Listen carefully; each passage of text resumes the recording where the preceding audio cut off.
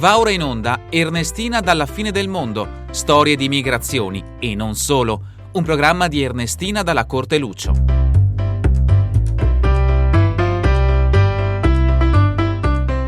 Ciao a tutti, sono Ernestina dalla Corte Lucio e benvenuti a una nuova puntata di Ernestina dalla fine del mondo, eccellenze dolomitiche. In questa occasione ci accompagnerà un ospite speciale con cui parleremo di cultura, storia ed eventi. Abbiamo con noi Daniela Perco, ricercatrice, insegnante e scrittrice, che è diventata un punto di riferimento della cultura del territorio veneto e un'esperta dei musei e ricerche storiche. Ciao Daniela, è un piacere rivederti, anche se virtualmente. Grazie per essere oggi qui con noi. Benvenuta al nostro programma. Come va Daniela? Va molto bene, ti ringrazio per avermi invitato, mi fa piacere rivederti dopo così tanto tempo e so che sei molto attiva nella diffusione della cultura italiana e questo mi fa piacere perché credo che la gente sia contenta di ascoltare delle cose che riguardano una patria spesso molto lontana e quindi fai un ottimo lavoro di valorizzazione delle proprie radici e della propria cultura. Daniela, mi hai colpito perché sentirlo di una persona come te che ha studiato tanto e lavorato tanto per la diffusione della cultura, veramente pelle d'oca, guarda, ti ringrazio di cuore per le tue bellissime parole. È un po' quello che cerchiamo di fare col mio team anche in questo programma, di poter far arrivare ai nostri ascoltatori, che sono questi bellunesi e veneti nel mondo, quei pezzi della cultura, della storia, anche le storie di immigrazione che so che anche tu racconti e poi ci parlerai un po', ma così i nostri ascoltatori ti conoscono e prima di iniziare a raccontare tante belle cose che ci racconterai, puoi presentarti un po' perché hai fatto un sacco di cose, hai una carriera maturata, un'esperienza anche nel meraviglioso mondo della cultura, dei musei. Quindi raccontaci qualcosa su di te. Io sono un'antropologa e ho studiato a Roma appunto un bel po' di anni fa e mi sono specializzata inizialmente sullo studio delle fiabe, che è uno dei filoni di ricerca che ho seguito poi per molti anni. Poi a partire dal 1900, appena dopo la laurea, quindi mi sono laureata nel 77, ho cominciato a occuparmi di emigrazione in Brasile meridionale. Nel 77 proprio sono stata nel Rio Grande do Sul e a cercare di ricostruire un po' che cosa la gente ricordava, quindi a registrare dei ricordi, delle fiabe, delle leggende, così. E poi ho continuato questo lavoro di ricerca nel corso degli anni e mi sono messa in testa di fare un museo etnografico che raccogliesse un po' le memorie del nostro territorio e anche quelle un po' dell'emigrazione. E quindi ci sono voluti 30 anni di ricerche, di studio, di raccolta di materiali e alla fine nel 1997 abbiamo inaugurato la prima parte del Museo etnografico della provincia di Belluno e poi nel 2005 la seconda parte con tutte le sezioni espositive. Poi ho fatto tante altre cose, nel senso che ho studiato in varie zone, sempre alcuni filoni, per esempio quello dell'alimentazione nel 2003, come museo abbiamo portato avanti una grossa ricerca sull'alimentazione sia nella provincia di Belluno che in altre zone del Veneto. Abbiamo fatto anche dei filmati che si possono vedere nel sito del museo e poi tanti sono stati i campi in cui appunto come museo siamo intervenuti legati all'immigrazione. Forse uno dei temi che più mi ha coinvolto anche emotivamente è quello delle baglie da latte. E questo è insomma, se vogliamo, è un tema di cui mi sto ancora occupando perché ogni tanto trovo qualcuno che me lo ricorda e mi dice guarda che mia nonna era baglia da latte, mia bisnonna era baglia da latte e questo è un tema veramente molto toccante, ecco, che mi interessa in maniera particolare. Anche in un punto le baglie da latte erano migranti, andavano da un posto all'altro per lavorare e parlavi tu di migrazione e diciamo, sai che noi in questo programma, nella rubrica Storie di immigrazione, raccontiamo le vicende dei nostri migranti bellunesi nel mondo e se non sbaglio sei stata in Egitto, in tante parti dell'Italia, dimmi se manca qualche posto. Allora sei stata anche tu un migrante, ti vedi così o non tanto? Beh sì, io sono vissuta a Roma intanto 8 anni, quindi me ne sono andata per studiare da quella che era la mia città, da Feltre, e sono stata lì. E poi sono stata in Egitto per periodi anche abbastanza lunghi e lì ho studiato le fiabe egiziane, quindi ho messo a frutto questa mia permanenza legata al fatto che mio marito insegnava arabo con la possibilità di raccogliere qualcosa di interessante e quindi avendo imparato a parlare anche l'arabo ho potuto fare anche questo lavoro. E quindi anch'io sono un po' una immigrante, nel senso che poi insomma credo che la mobilità delle persone sia una delle cose più belle che possono esserci, nel senso che non bisogna mai guardare l'immigrazione come qualcosa solo di doloroso, come un distacco e così, perché è sempre un'esperienza e le esperienze arricchiscono e quando uno torna porta con sé dei bagagli culturali e esperienziali proprio in generale che arricchiscono sempre. Sì, anche è vero quello che hai detto di non solo collegarlo a un sentimento triste di staccamento, ma No. anche noi, almeno preferiamo dire migrante, no? Perché nel mondo, almeno ad oggi, è un andiamo, torniamo. Forse non è come la migrazione che più, diciamo, ricordiamo dei nostri, per esempio, miei nonni, miei bisnonni, che andavano, per esempio, andavano dall'Italia all'Argentina, poi non tornavano mai più.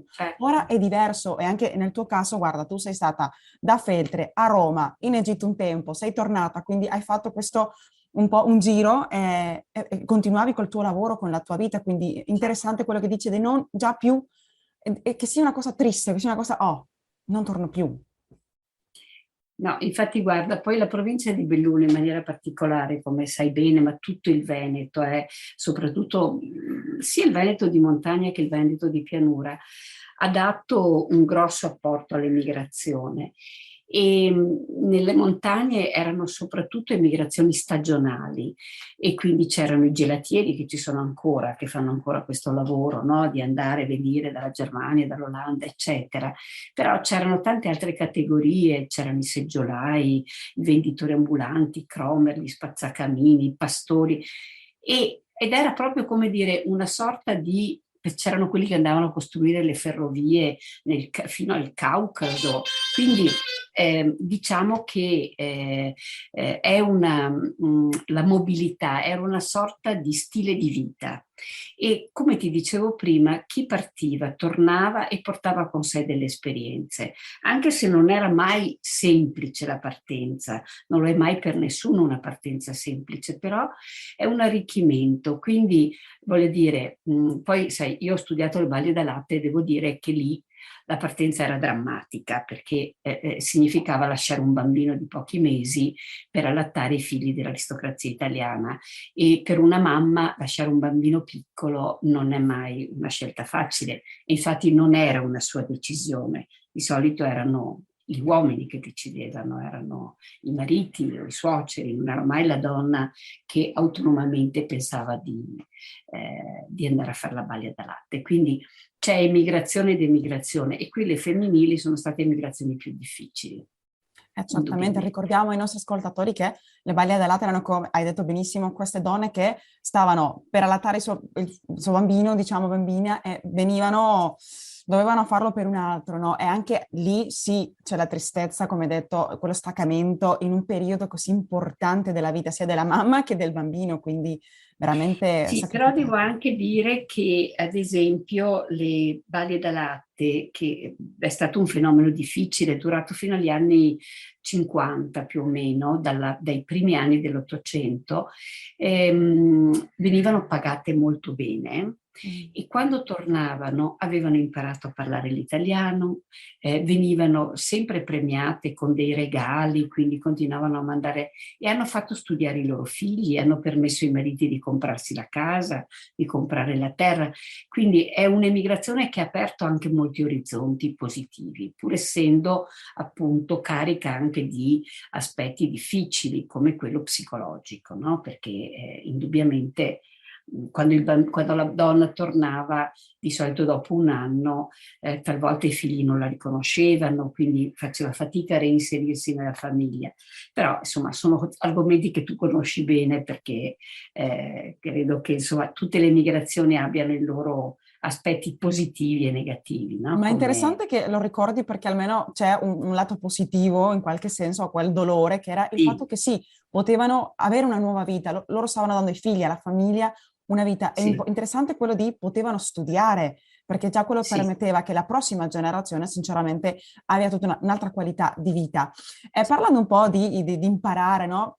Anch'io sono un insegnante e perciò mi piacerebbe tantissimo conoscere un po' della tua esperienza, come sei stata insegnante, penso che lo fai ancora, nelle università più prestigiose del Veneto, quella di Padova, Venezia, poi Verona, anche se non sbaglio a Milano e nella Fondazione Benetton Studi e Ricerche di Treviso. È così?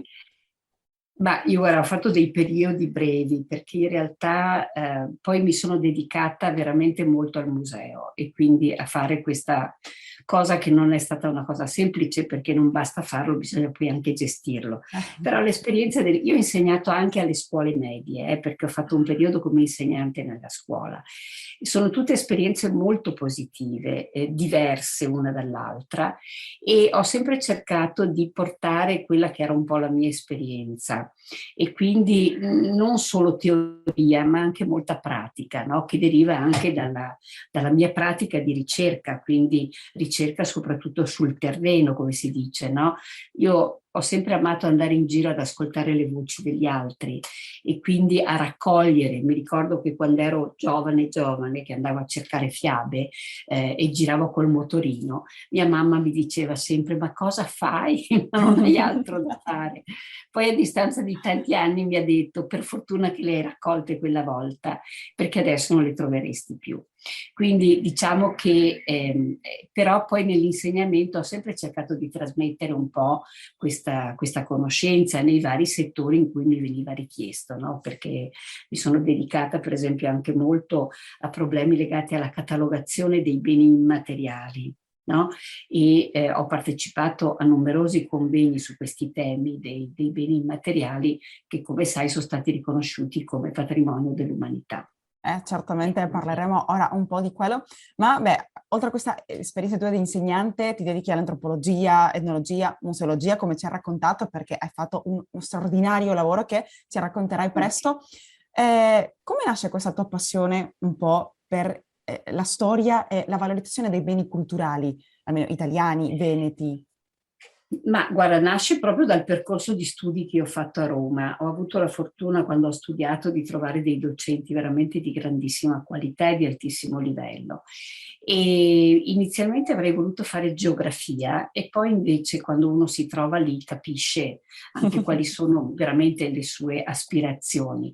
E poi ho sempre continuato in questo settore, quindi la tutela dei beni culturali e la loro valorizzazione sono stati un po' il principio guida in questi anni di lavoro, e continuano ad esserlo, perché non si finisce mai né di imparare né di fare, no? Di valorizzare.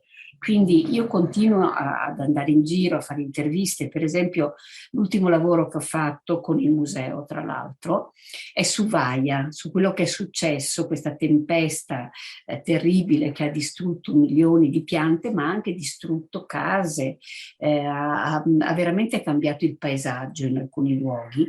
E quindi io e altre persone siamo andate a raccogliere le testimonianze di chi ha vissuto questi eventi molto brutti, insomma terribili. Quindi voglio dire, valorizzare, studiare, catalogare anche, perché per esempio una grossa esperienza che ho fatto è stata quella, che è legata molto al museo, di studiare la cultura materiale, gli oggetti, di cosa sono fatti, quali sono le tecniche, per gli oggetti tradizionali ovviamente. E lì è un mondo che si apre, no? Il sapere degli artigiani che lavorano con le mani e che conoscono bene la materia, no? I fabbri, abbiamo fatto un grosso lavoro per esempio sui fabbri, ma anche i falegnami, tutti quelli che in qualche modo hanno questa grande abilità manuale che significa però anche grande pensiero, grande, non è solo le mani, è la testa che Esatto. lavora, no? Insieme alle mani. Qualcuno deve dire alle mani cosa fare, no? E quello è molto interessante. Esatto. E parlando di questo straordinario museo che ho avuto l'opportunità di conoscere tanti anni fa con la mia famiglia, la mamma Patrizia, fratello Ignazio che tu conosci, anche mia zia Rita che ci ha portato, ti avevamo incontrato lì, è stata una giornata ma straordinaria, bellissima, abbiamo potuto vedere dal vivo quella ricchezza che c'è in quel museo, il museo etnografico di Saravela che è a Cesio Maggiore, se non sbaglio il nome certamente.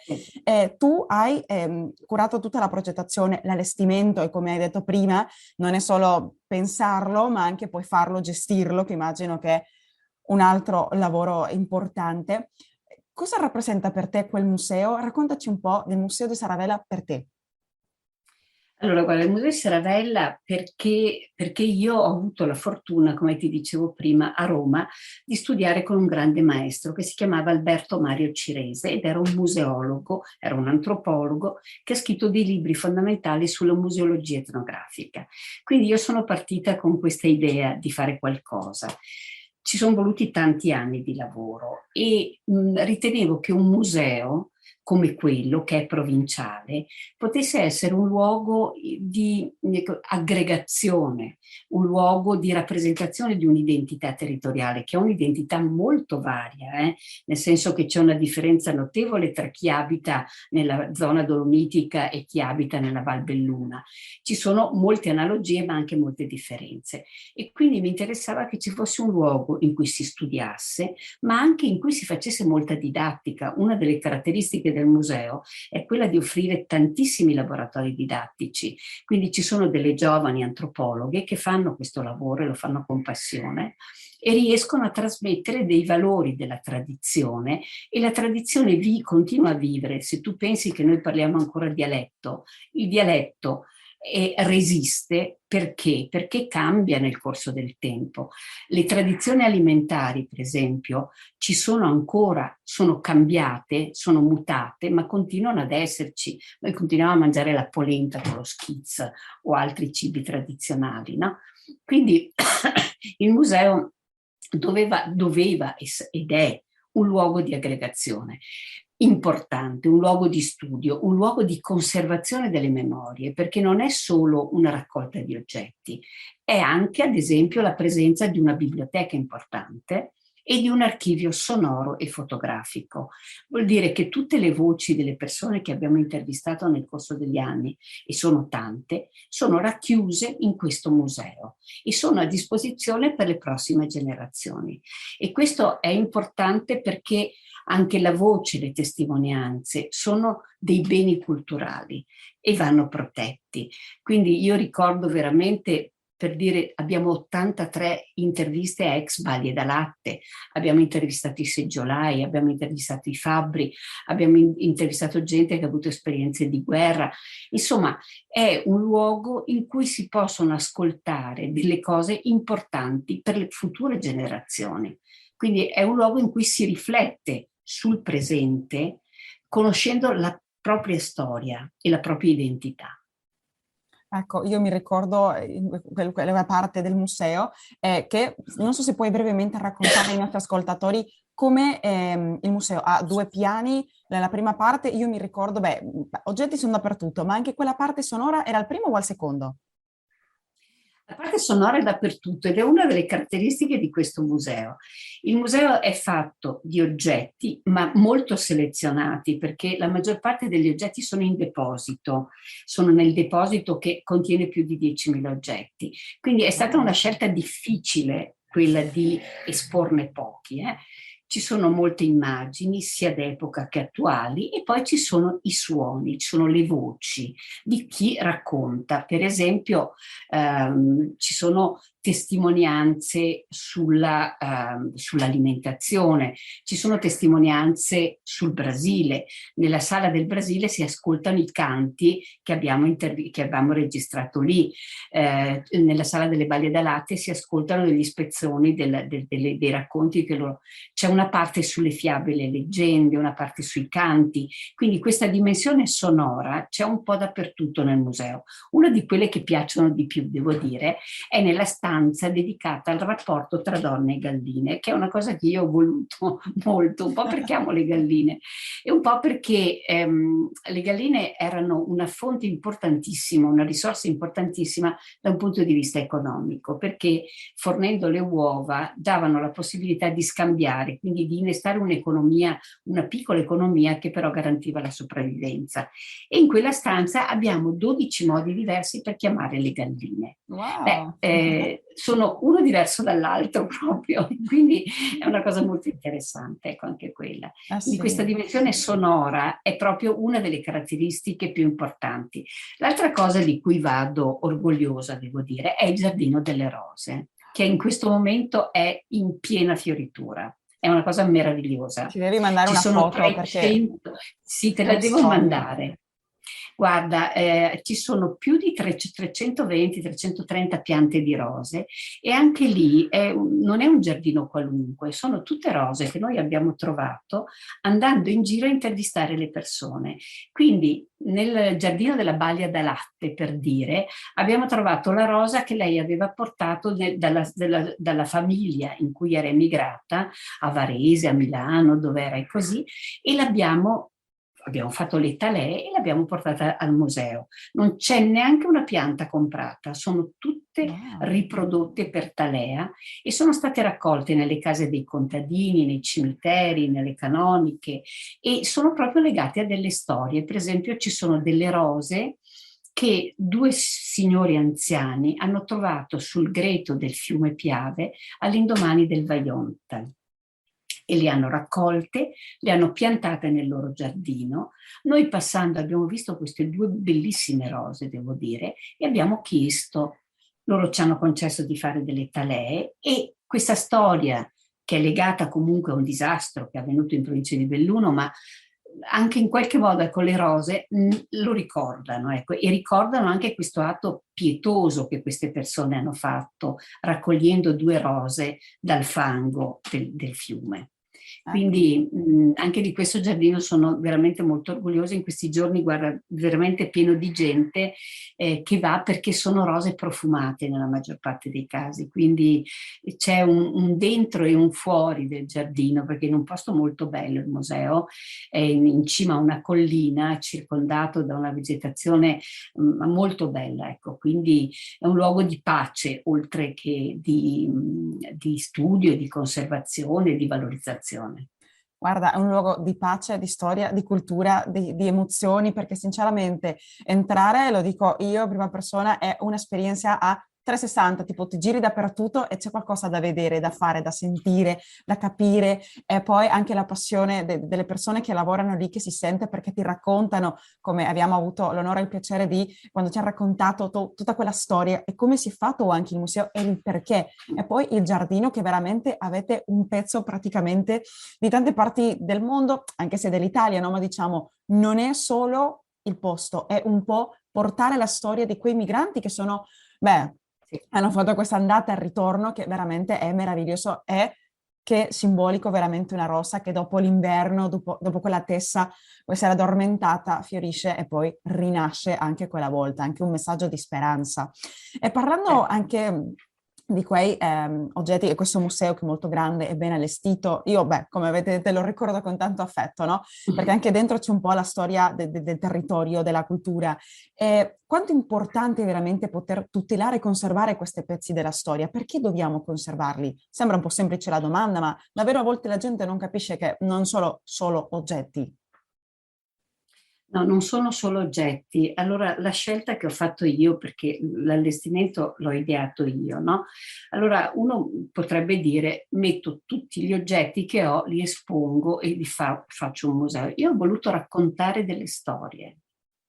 Ho voluto fare in modo che quando la gente entrava in questo museo avesse proprio un'idea di quello che stava vedendo, ma delle esperienze umane, cioè dei rapporti umani. Quindi non mi interessava tanto, che ne so, raccontare il ciclo di lavorazione del latte, ma il rapporto che c'era tra gli uomini e i bovini, per esempio, e le mucche, le pecore e così via. Per cui delle storie degli uomini in rapporto al territorio e in rapporto all'emigrazione.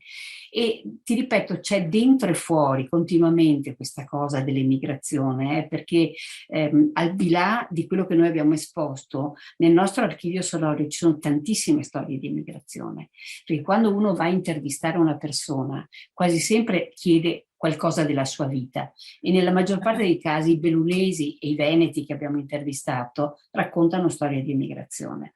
Quindi è un museo che racchiude tante storie e questo mi fa molto piacere. Però ti ripeto, quello che è importante è conservarle per le future generazioni, perché io ogni tanto, come posso dire, mi dispiace di non aver fatto di più di quello che ho fatto, nel senso che mi rendo conto che c'erano tanti altri settori da esplorare, ma non ci siamo arrivati, no? Spero che in futuro ci sia qualcuno che lo faccia, però io sono vissuta in un momento storico in cui c'erano ancora delle persone in grado di raccontare delle esperienze molto forti legate alla guerra, legate appunto a tutti questi fenomeni migratori e che sapevano ancora raccontare fiabe, cantare canti tradizionali, quindi sono vissuta in un momento di passaggio, no? E ho raccolto tutto quello che riuscivo a raccogliere.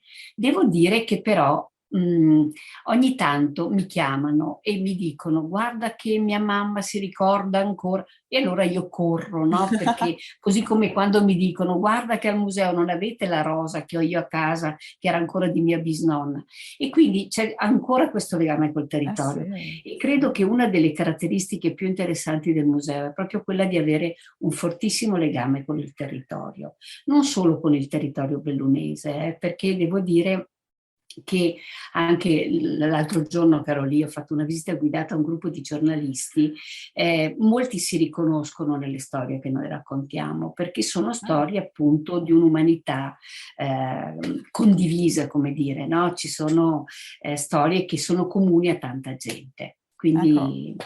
è importante che ci sia. E complimenti ancora perché hai fatto un ottimo lavoro a conservare quello che poi va via, se non si Sì. racconta, non si conserva, anche perché non è solo raccontarlo tipo una domenica a casa, è anche poter in un modo professionale, no, poter conservarlo, quindi è quello il bello e l'importante.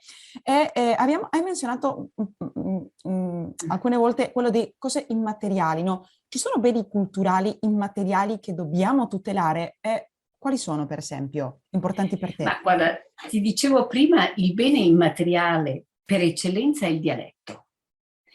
E il dialetto è importantissimo. Tu sai bene che c'è stato un periodo anche in Italia, come è successo in altri paesi, per esempio ricordo in Brasile, parlavano l'italiano, a un certo punto è arrivato Getúlio Vargas e ha impedito di parlare, ma hanno continuato a parlarlo, no? Da noi c'è stato un momento in cui a scuola si diceva assolutamente non devi parlare il dialetto, e i genitori dicevano non devi parlare il dialetto, devi parlare italiano. E quindi si è un po' persa questa tradizione del dialetto, ma devo dire che il Veneto in particolare è una delle regioni italiane in cui si parla più dialetto. E il dialetto è una tradizione, nel senso che porta con sé delle sfumature, no? Ci sono dei termini che tu non riesci mai a tradurre in italiano, per esempio freschin, l'odor da freschin, che è una cosa quasi intraducibile, no? Come... Dacci una mano, cosa poi... sarebbe? Come possiamo tradurre? Guarda, quando per esempio tu mangi un uovo o mangi del pesce, resta sul piatto, anche se tu lo lavi, resta un odore un po' particolare, che da noi si chiama freschin. Ecco, non è facile, e non è facile da tradurre in italiano. E l'altra cosa importante, per esempio, che è sempre legata alla lingua, e quindi tante espressioni proverbiali, no? Che continuano ad esserci anche nella quotidianità. Io per esempio anche i miei nipotini, per dire, quando guardano la montagna qui vicino dicono la montagna qui vicino a me è il Tomatico, il Monte Tomatico. Bello. Se il Tomatico ha il cappello, il tempo è bello, no? Quindi il tempo è bello. Se il Tomatico ha la cintura, pioggia sicura. Ci sono delle cose che continuano ad essere, come dire, tramandate così. E l'altra cosa che sta sparendo e sulla quale però abbiamo fatto anche delle ricerche è la toponomastica, cioè i nomi dei luoghi, che sono dei nomi dialettali, nel senso che un po' sono registrati nelle carte, nelle mappe, ma pochi. Ci sono dei piccoli luoghi che avevano il loro nome e che rimandano anche a delle attività interessanti, oppure a delle leggende. C'è il Bus del Diaol, il Crep delle Anguane, il Troi del Mazzarol, che rimandano appunto a questo immaginario fantastico, oppure ricordano una tipologia di vegetazione, no? La Resei era un luogo in cui c'erano dei larici, Aune è un luogo in cui c'erano gli ontani, gli oner. Quindi questi nomi sono estremamente importanti perché sono una stratificazione storica di quello che è stato il territorio e vanno raccolti, preservati e studiati, no? In qualche modo. Quindi questa immaterialità c'è ancora chi racconta, purtroppo non più le fiabe che io ho raccolto io, perché sono molto pochi quelli che raccontano fiabe di tradizione orale, però per esempio c'è molta gente che canta ancora e canta canti tradizionali, quindi insomma io ricordo, insomma, la mia esperienza più forte è stata proprio in Brasile meridionale e ricordo che cantavo insieme a loro le stesse canzoni, quindi il fatto di condividere un patrimonio che è rimasto qui ed è rimasto altrove è una cosa molto importante, no? Straordinario vedere come una canzone che si cantava tra le Dolomiti si canta uguale praticamente in un posto nel mezzo del Brasile, col verde, con tutto quel fascino amazzonico. È davvero incredibile, no? Sinceramente. Incredibile, davvero, sì. Ecco, e poi invece, forse tu mi avevi chiesto all'inizio, in questi ultimi tempi ho cercato di occuparmi anche di altre cose. E una di queste è stata la storia del manicomio di Feltre. Cari amici, vi aspetto la prossima settimana per continuare a scoprire insieme il lavoro della bravissima Daniela Perco.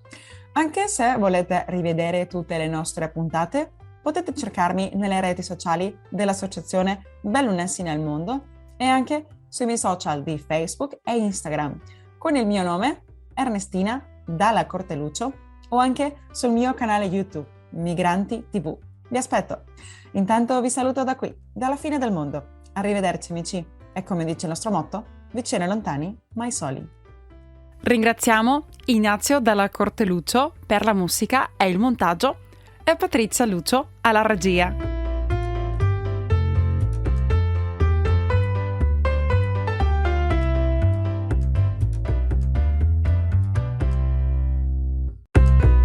Avete ascoltato Ernestina dalla fine del mondo, storie di migrazioni e non solo, un programma di Ernestina Dalla Corteluccio.